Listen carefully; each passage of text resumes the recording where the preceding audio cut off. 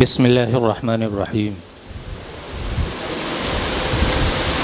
الحمد للہ رب العالمین والعاقبۃ للمتقین والصلاة والسلام علی رسولہ سید المرسلین وعلی آلہ واصحابہ اجمعین اما بعد فاعوذ باللہ من الشیطان الرجیم بسم اللہ الرحمن الرحیم ولا تقولوا لمن يقتل في سبيل الله اموات بل احياء ولكن لا تشعرون صدق اللہ العظیم وبلغنا رسوله النبی الامین المکین الکریم ونحن على ذلك لمن الشاہدین والشاکرین والحمد للہ رب العالمین۔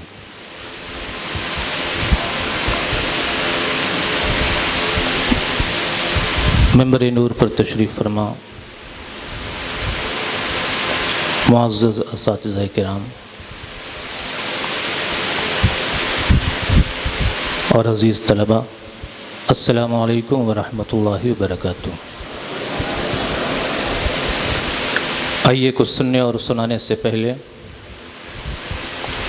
اپنے آقا و مولا ساری کائنات کے ماوا و ملجا سرور کائنات فخر موجودات سید الانبیاء سیدنا حضور احمد مجتبی محمد مصطفیٰ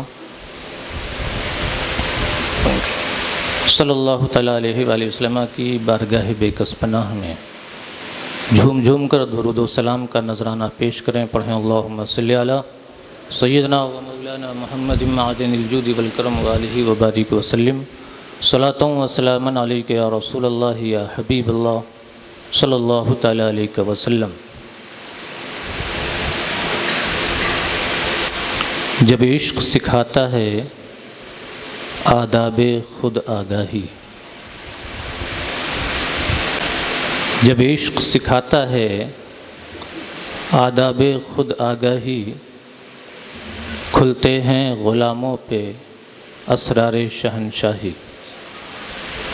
عطار ہو رومی ہو رازی ہو غزالی ہو، عطار ہو رومی ہو رازی ہو غزالی ہو، کچھ ہاتھ نہیں آتا بے آہ سحر گاہی، کچھ ہاتھ نہیں آتا بے آہ سحر گاہی۔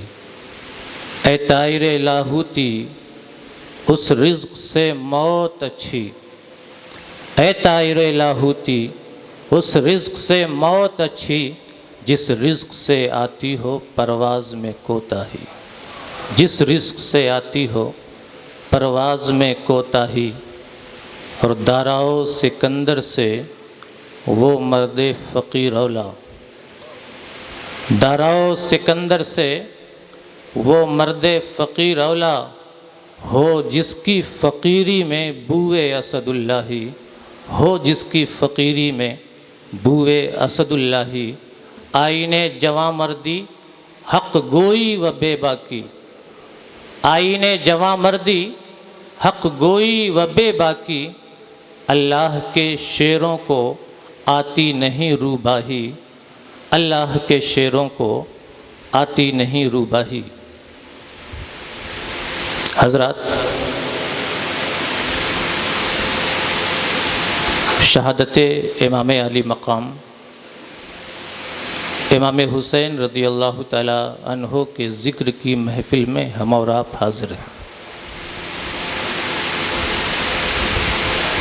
امام علی مقام نے کربلا کے میدان میں شہادت کیوں دی؟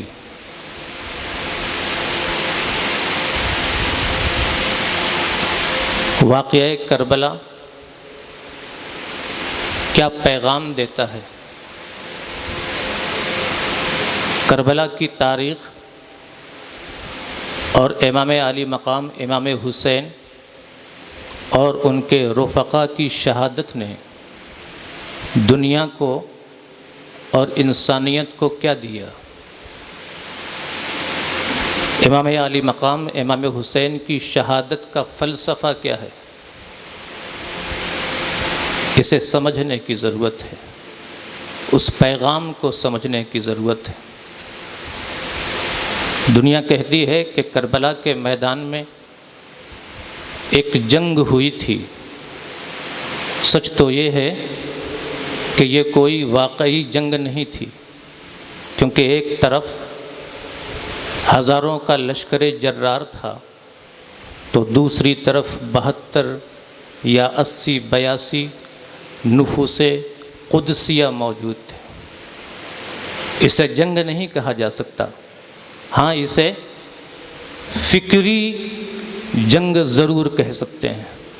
دراصل کربلا کے میدان میں جو جنگ ہوئی تھی وہ 2 فکروں کی جنگ تھی، 2 نظریوں کے درمیان جنگ تھی، 2 سوچ کے بیچ جنگ تھی۔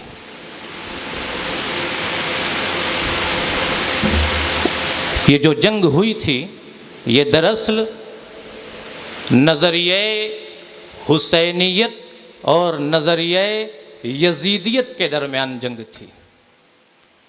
وہاں کربلا کی پوری تاریخ اٹھا کر کے پڑھ لیں،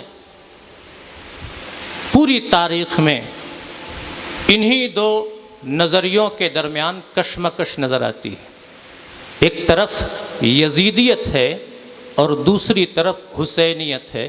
ہمیں یزیدیت کو سمجھنے کی ضرورت ہے اور حسینیت کو سمجھنے کی ضرورت ہے۔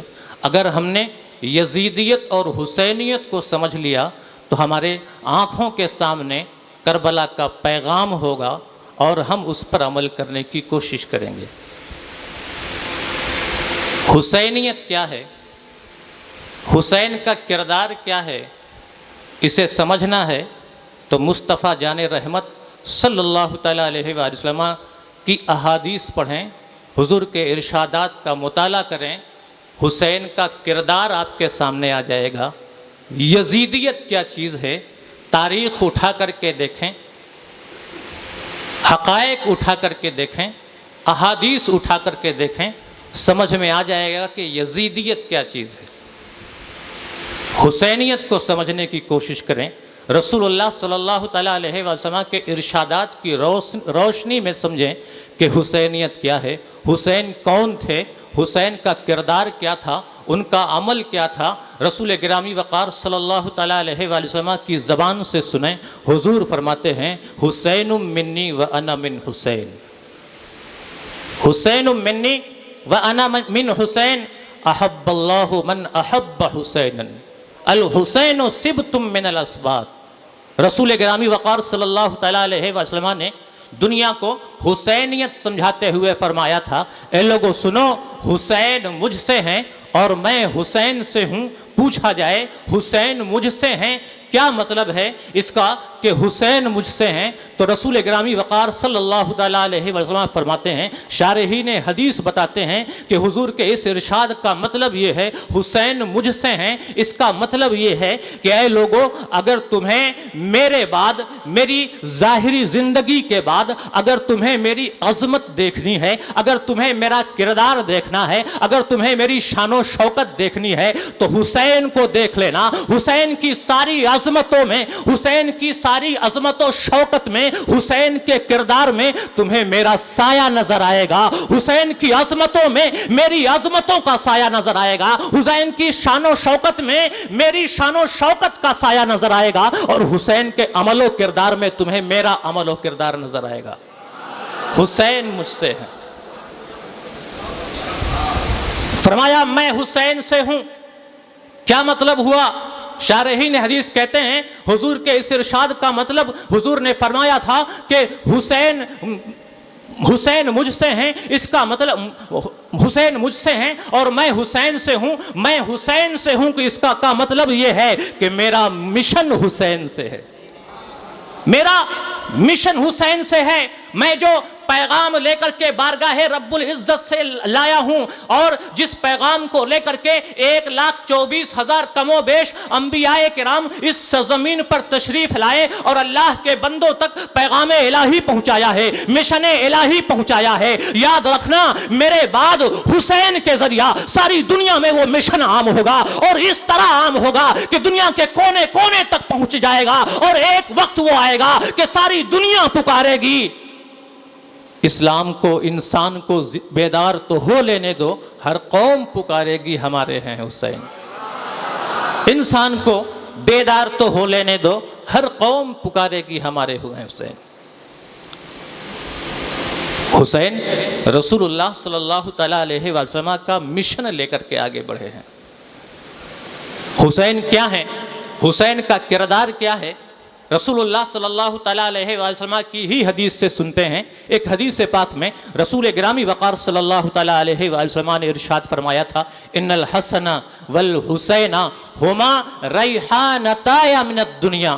اے لوگوں سنو، حسین، اے لوگوں سنو، حسن اور حسین دنیا میں میری خوشبو ہیں۔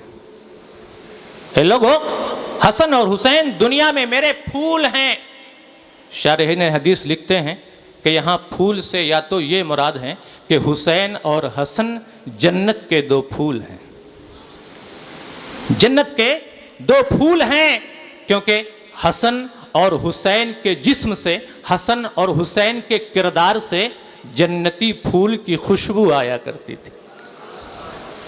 وہیں شارحین حدیث یہ بھی لکھتے ہیں کہ یہ بھی کہا جاتا ہے کہ حضور نے جو یہ فرمایا تھا کہ حسین اور حسن میرے پھول ہیں، اس کا مطلب یہ ہے کہ اولاد کے اندر باپ کی خوشبو پائی جایا کرتی ہے، اولاد کے اندر باپ کی خوشبو پائی جایا کرتی ہے۔ اے لوگوں، اگر تمہیں میری خوشبو سونگھنی ہے تو حسن اور حسین کو سونگھ لینا، ان کے اندر تم میری خوشبو پاؤ گے۔ اللہ کے رسول علیہ السلام نے حسن و حسین کو جنتی پھول بتا کر کے اس بات کی طرف لطیف اشارہ بھی فرما دیا تھا کہ اے لوگوں یاد رکھنا، جس طرح میری نبوت کبھی ختم ہونے والی نہیں ہے، جیسے میری نبوت ہمیشہ رہے گی، کبھی ختم نہیں ہوگی، ایسے ہی حسن اور حسین کی خوشبو کبھی گھٹے گی نہیں، ہمیشہ رہے گی۔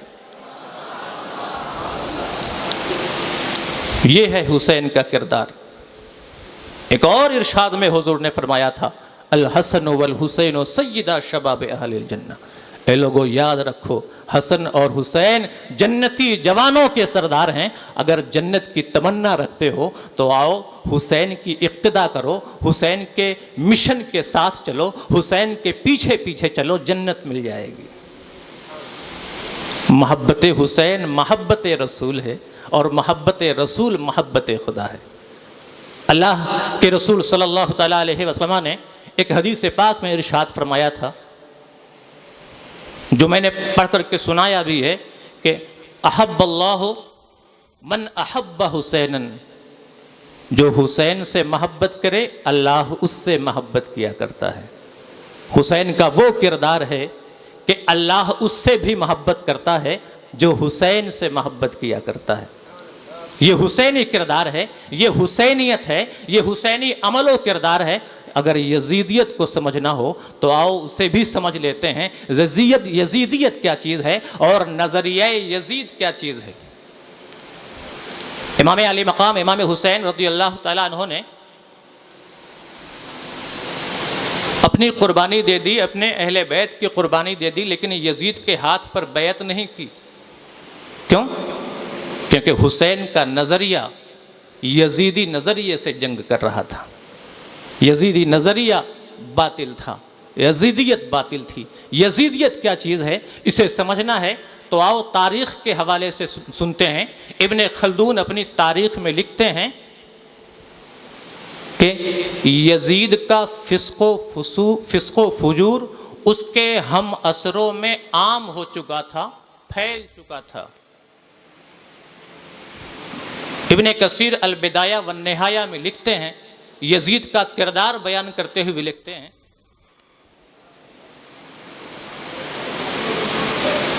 ابن کثیر البدایہ والنہایہ میں یزید کا کردار بیان کرتے ہوئے لکھتے ہیں کہ یزید نغم و سرور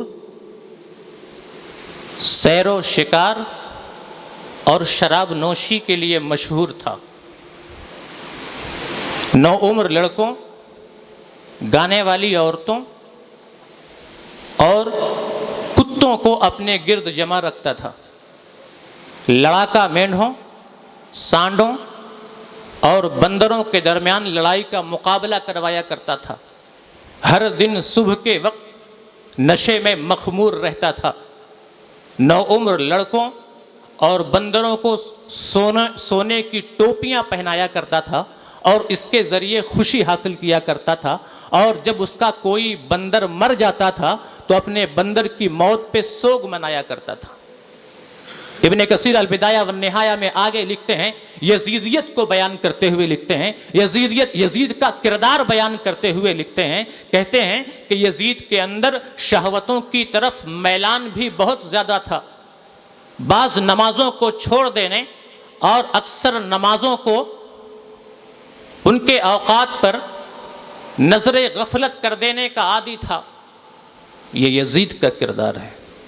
خود امام علی مقام امام حسین جب کوفہ کی سرزمین کی طرف بڑھ رہے تھے، قادسیہ سے کربلا کی طرف پلٹتے وقت امام علی مقام امام حسین نے جو خطبہ دیا تھا، کوفہ کی طرف اقدام کا پس منظر سمجھنے کے لیے امام علی مقام امام حسین کے اس خطبے کا ایک ایک حرف ضمانت ہے، یزید کے کردار پہ شہادت پیش کر رہا ہے۔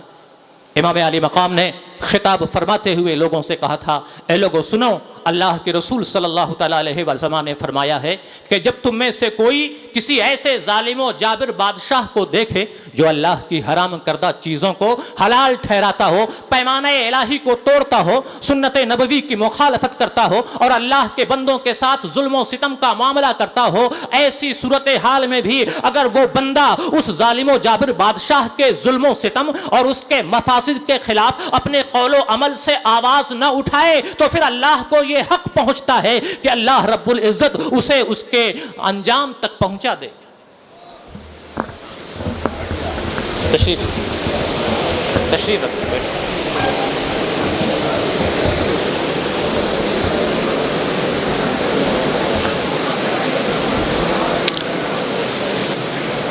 امام علی مقام امام حسین نے خطبہ دیتے ہوئے ارشاد فرمایا تھا، اے لوگو تمہارے رسول اللہ صلی اللہ تعالیٰ علیہ وسلم ارشاد فرماتے ہیں کہ جب تم میں سے کوئی شخص کسی ایسے ظالم و جابر بادشاہ کو دیکھے جو اللہ کی حرام کردہ چیزوں کو حلال ٹھہرا رہا ہو، پیمانے الہی کو توڑ رہا ہو، سنت نبوی کی مخالفت کر رہا ہو، اللہ کے بندوں کے ساتھ ظلم و زیادتی کا معاملہ کرتا ہو، پھر بھی ایسی صورتحال میں بھی اگر وہ اپنے قول و عمل سے اس ظالم و جابر بادشاہ کے شر کو مٹانے کے لیے، اس کی برائیوں کو مٹانے کے لیے کوشاں نہ ہوں، تو پھر اللہ کو حق پہنچتا ہے کہ اللہ اسے اس کے انجام تک پہنچا دے۔ اے لوگوں خبردار ہو جاؤ، ان لوگوں نے یعنی ان یزیدیوں نے شیطان کی اطاعت اختیار کر لی ہے، شیطان کی پیروی اپنے اوپر لازم کر لی ہے، اللہ کی عبادت و بندگی ترک کر دی ہے، ہر طرف فساد برپا کر دیا ہے، شرعی حدود کو، شرعی تعزیرات کو معطل کر کے رکھ دیا ہے۔ اے لوگوں یاد رکھو، یہ لوگ سرکاری مال کو اپنے مفاد پر خرچ کرتے ہیں، یہ وہ لوگ ہیں جو اللہ کی حلال کردہ چیزوں کو حرام کرتے ہیں اور حرام کردہ چیزوں کو حلال کرتے ہیں۔ اور اے لوگوں سن لو، ان مفاسد کو مٹانے کا، ان برائیوں کو مٹانے کا سب سے زیادہ حقدار حسین ابن علی ہے۔ ان برائیوں کو مٹانے کا سب سے زیادہ حقدار حسین ابن علی ہے۔ تشریف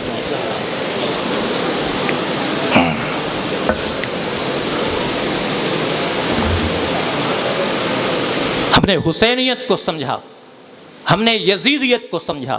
یہ یزیدیت ہے، ظلم و جبر کا نام یزیدیت ہے، ناانصافی کا نام یزیدیت ہے، فسق و فجور کا نام یزیدیت ہے۔ بھلا ایسے نظریے کے سامنے امام علی مقام امام حسین کا نظریہ حق کہاں سر جھکا سکتا تھا؟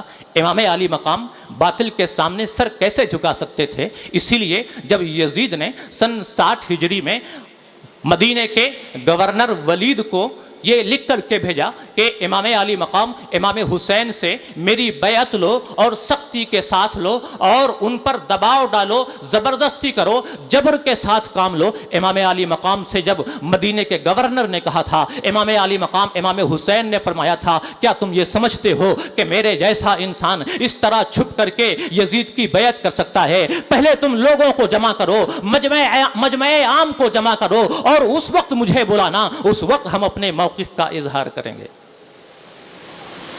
امام علی مقام باطل نظریے کے سامنے سر نہیں جھکا سکتے تھے، اس کے لیے آپ نے اپنا گھر بار قربان کر دیا۔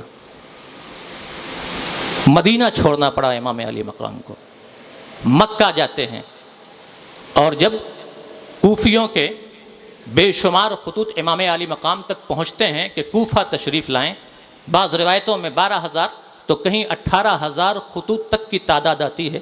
امام علی مقام امام حسین اس وقت اتمام حجت کے لیے اپنے ایک رفیق، اپنے بھائی حضرت مسلم بن عقیل کو کوفہ کے حالات جاننے کے لیے اور کوفہ والوں کی وفائی پہچاننے کے لیے اپنے بھائی مسلم ابن عقیل کو بھیجا تھا۔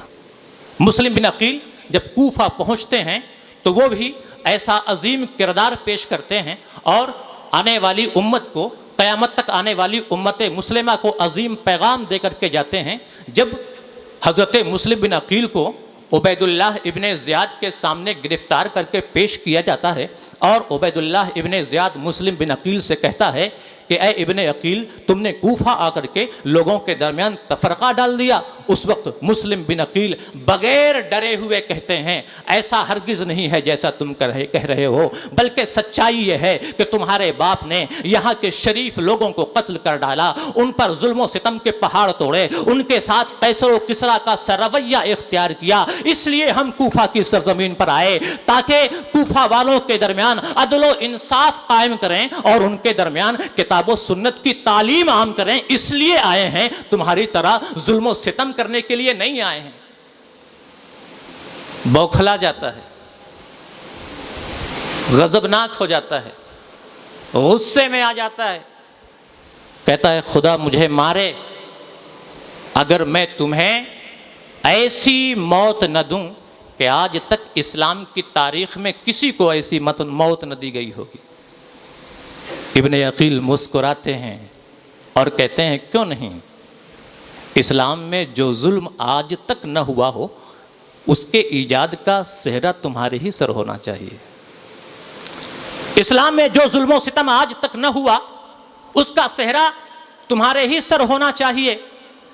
بری طرح قتل کرنا اور بری طرح مسلح کر دینا تمہارا ہی مقدر ہے، تم ہی ایسا کام کر سکتے ہو۔ ظالم نے جب اتنا سنا غضبناک ہو جاتا ہے، آپے سے باہر ہو جاتا ہے اور ایک شخص کے حوالے کرتا ہے، کہتا ہے کہ گورنر ہاؤس کی چھت پر لے جاؤ اور ابن عقیل کا صد قلم کر دو۔ امام علی مقام امام حضرت مسلم بن عقیل نے ایسا کیوں کیا؟ وہ جانتے تھے کہ اس حق گوئی کا نتیجہ یہی ہوگا کہ میرا صد قلم کر دیا جائے گا، مجھے قتل کر دیا جائے گا۔ لیکن حضرت مسلم بن عقیل نے ابن زیاد کے سامنے حق کا کلمہ کہا اور ذرا بھی نہ ڈرے تاکہ آنے والی امتوں کو ایک سہارا مل جائے۔ ہمیشہ ابن عقیل کا اور امام علی مقام کے ایک محب کا یہ کردار سامنے رہے کہ مرد حق باطل سے ہرگز خوف کھا سکتا نہیں، سر کٹا سکتا ہے لیکن سر جھکا سکتا نہیں۔ امام علی مقام کوفہ کی سرزمین کی طرف بڑھ رہے ہیں، مقام زبالہ میں پہنچتے ہیں تو معلوم ہوتا ہے کہ مسلم بن عقیل شہید کر دیے گئے ہیں۔ ان کا بھیجا ہوا خط بھی ملتا ہے۔ امام علی مقام اور ان کے جیالے ساتھی حق بات کہنے میں کسی سے نہیں ڈرتے تھے تاکہ امت کو پیغام ملے۔ مقام حاجز میں امام علی مقام پہنچتے ہیں تو اپنے ایک ساتھی قیس بن مسہر سیداوی کو ایک خط لکھ کر کے کوفہ کی طرف روانہ کرتے ہیں تاکہ کوفہ والوں کو حسین کی آمد کی اطلاع مل جائے۔ حضرت قیس بن مسہر سیداوی یہ خط لے کر کے روانہ ہوتے ہیں، قادسیہ پہنچتے ہیں تو انہیں گرفتار کر لیا جاتا ہے، ابن زیاد کے سامنے پیش کیا جاتا ہے۔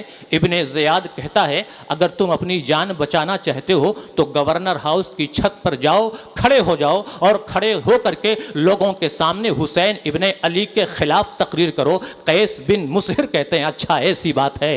گورنر ہاؤس کی چھت پر کھڑے ہوتے ہیں اور خطبہ شروع کرتے ہیں، حمد و صلات بیان کرتے ہیں، اور اس کے بعد امام علی مقام امام حسین کی شان میں خطبہ پڑھنا شروع کر دیتے ہیں، حسین کی تعریف ہوتے اس توصیف میں اور فضیلت و مناقب میں ایسا عظیم خطبہ پیش کرتے ہیں کہ لوگوں کے سامنے حسین کی عظمت آشکارا ہو جاتی ہے۔ اتنا ہی نہیں، لوگوں کے سامنے ابن زیاد کے عیوب بھی بیان کرتے ہیں، خود اس کے سامنے اس کی مذمت کرتے ہیں، غضبناک ہو جاتا ہے اور اس کی سزا یہ دی جاتی ہے کہ حضرت قیس بن مسہر کو گورنر ہاؤس کی چھت سے ہی نیچے پھینک دیا جاتا ہے۔ حضرت قیس نے اپنی جان کا نذرانہ دینا تو گوارا کر لیا لیکن حق بات کہنے میں نہیں ڈرے تھے اور یہ اعلان کر دیا تھا کہ حسن یوسف پہ کٹیں مصر میں انگشت زنا، سر کٹاتے ہیں تیرے نام پہ مردان عرب۔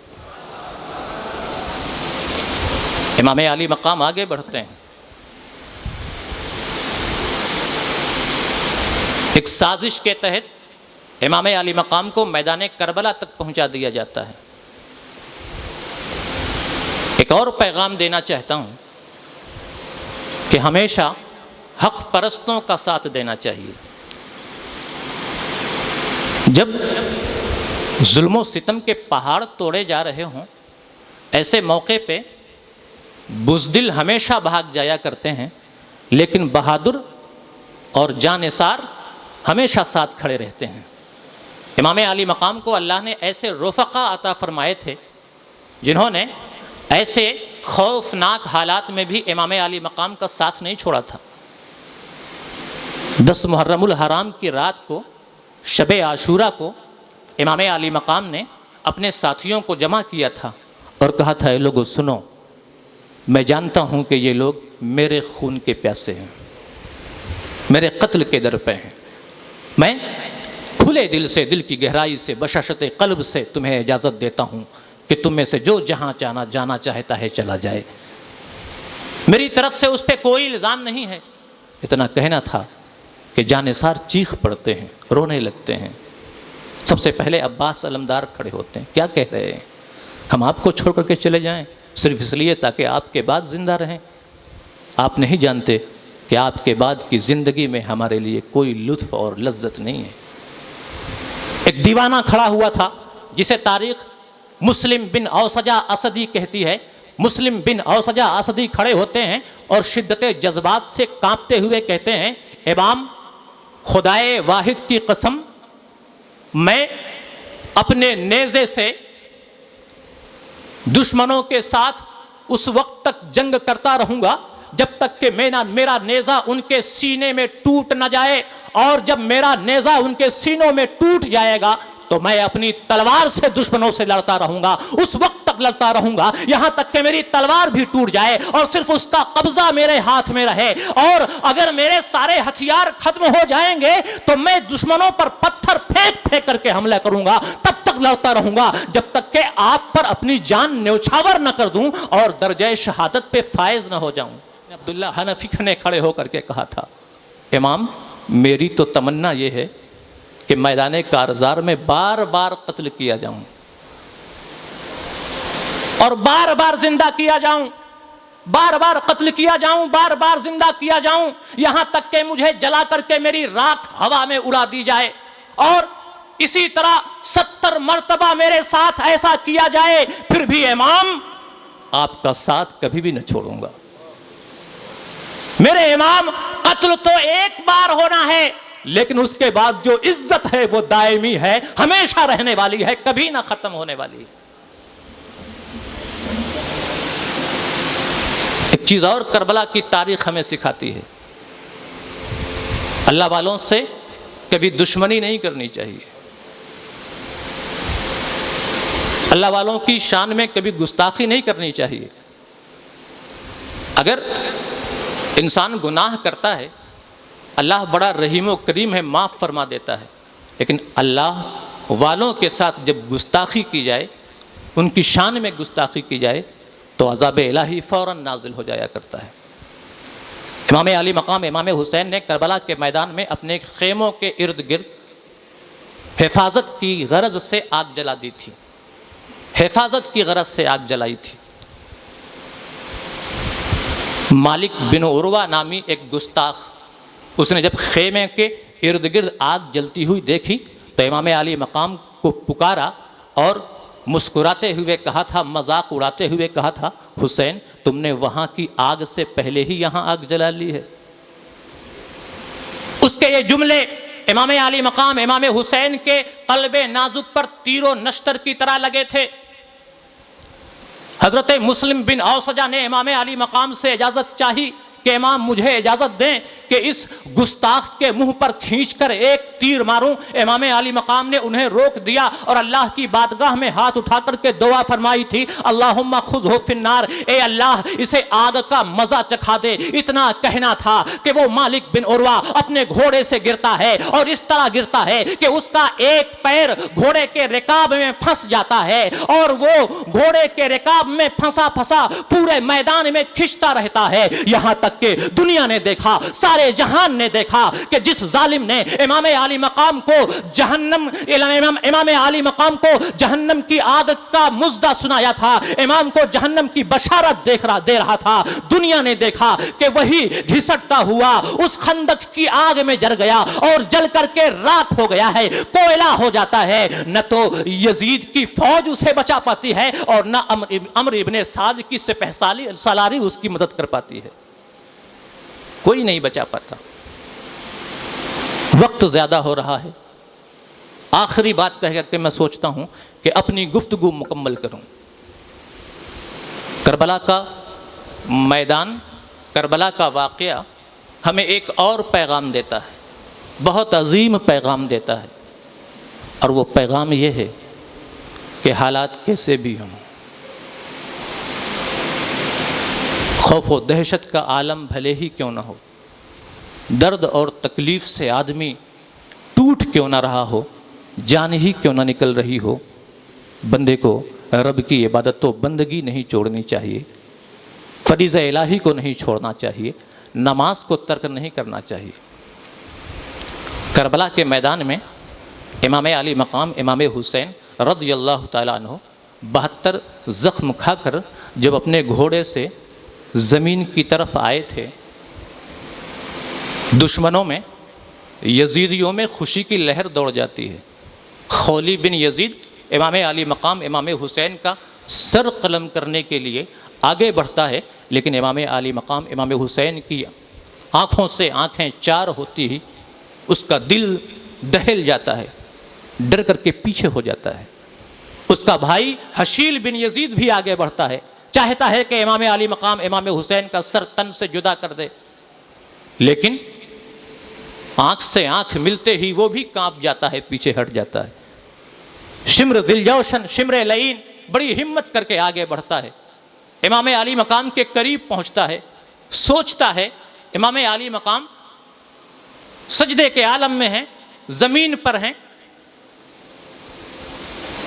اللہ کی محبت میں ڈوبے ہوئے ہیں، آنکھیں بند ہیں۔ شمر سوچتا ہے کہ سر تن سے جدا کر دوں، اچانک امام علی مقام آنکھیں کھول دیتے ہیں۔ شمر گھبرا کر کے پیچھے ہٹتا ہے، امام علی مقام پوچھتے ہیں تو کون ہے؟ کہتا ہے شمر ہوں۔ پوچھتے ہیں بتا آج کون سا دن ہے؟ کہتا ہے پوچھتے ہیں آج کون سا دن ہے؟ کہتا ہے آج جمعہ کا دن ہے۔ پوچھتے ہیں لوگ اس وقت کیا کر رہے ہوں گے؟ وہ کہتے ہیں لوگ اس وقت کیا کر رہے ہوں گے؟ وہ کہتا ہے کہ لوگ اس وقت جمعہ کی نماز کے لیے تیاری کر رہے ہوں گے، لوگ اس وقت نماز پڑھنے کے لیے مسجدوں کی طرف جا رہے ہوں گے، اس وقت مسجدوں کے خطیب منبر پر کھڑے ہو کر کے خطبہ دے رہے ہوں گے، اور لوگ نماز کی تیاری کر رہے ہوں گے، امام علی مقام امام حسین اتنا سنتے ہیں، کہتے ہیں او ظالم پیچھے ہٹ جا، آج تک حسین نے کبھی نماز نہیں چھوڑی ہے، زندگی کے آخری لمحے میں نماز کیسے چھوڑ سکتا ہے؟ امام علی مقام امام حسین اللہ کی بارگاہ میں حاضر ہو جاتے ہیں، مصروف عبادت ہو جاتے ہیں، اور کربلا کی زمین پکار کر کے کہتی ہے شمشیر بکف قاتل ہو کھڑا، اور کوئی ہو سجدے میں پڑا، کہتی ہے زمین کرب و بلا اس شان کا سجدہ کھیل نہیں۔ اے ہوش و خرد کے مت والو، تسبیح و مصلی کھیل نہیں، کٹ جاتے ہیں سر بھی سجدے میں، ایسی بھی عبادت ہوتی ہے۔ امام علی مقام سجدے میں ہیں، جس وقت عین سجدے کی حالت میں امام علی مقام ہیں، سمر ذل جوشن بڑھتا ہے اور امام علی مقام کا سر تن سے جدا کر دیتا ہے۔ اس نے امام علی مقام کا سر تن سے جدا کیا، امام علی مقام کی روح بارگاہ رب العزت میں پہنچ جاتی ہے، اور یزیدی خوشی میں ناچنے لگتے ہیں، جھومنے لگتے ہیں۔ وہ سوچتے ہیں کہ ہم نے جنگ جیت لی ہے، ہم نے مورچہ جیت لیا ہے، ہمیں فتح و نصرت حاصل ہو گئی ہے۔ اس خوشی میں وہ ناچ رہے تھے، مستی کر رہے تھے، جھوم رہے تھے، جبکہ تقدیر مسکرا رہی تھی، جبکہ قدرت مسکرا رہی تھی، اور عالم بالا سے صدا آ رہی تھی قتل حسین اصل میں مرگ یزید ہے، اسلام زندہ ہوتا ہے ہر کربلا کے بعد۔ اللہ کی بارگاہ میں دعا ہے کہ رب کریم ہمیں کربلا کی تاریخ کو پڑھنے اور صحیح سے سمجھنے، اور کربلا کی تاریخ سے ہمیں جو پیغام ملتا ہے اس پیغام کو سمجھنے اور اسے اپنی زندگیوں میں اتارنے کی توفیق عطا فرمائے۔ وما توفیقی الا باللہ۔ السلام علیکم ورحمۃ اللہ وبرکاتہ۔